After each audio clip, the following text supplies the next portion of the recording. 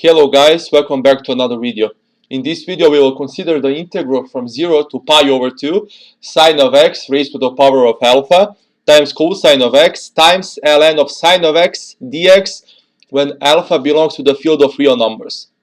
So we will introduce the substitution sine of x equals y, from which we get dx cosine of x equals dy dx equals dy divided by cosine of x. The boundaries will change, and so we will have an integral from 0 to 1 y to the power of alpha cosine of x times ln of y times dy over cosine of x. The cosine of x and 1 over cosine of x cancel each other out, and we are left out with this integral. This integral looks similar to the gamma function, and so we will introduce the substitution y equals e to the minus t.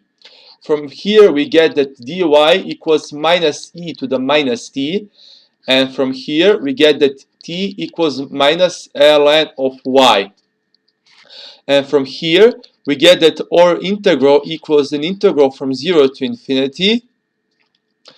Y is nothing but e to the minus t, so we get e to the minus t alpha, and ln of y, but y is e to the minus t, so we get minus t times e to the minus t dt. We use the minus to flip the boundaries, and so from here we get this e to the minus t alpha plus 1.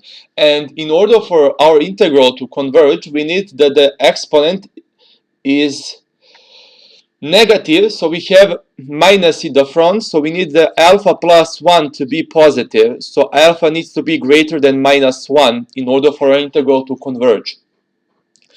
And so we need to make this into the type of the gamma function, so we'll introduce the substitution t times alpha plus 1 equals some k, let's say, for example.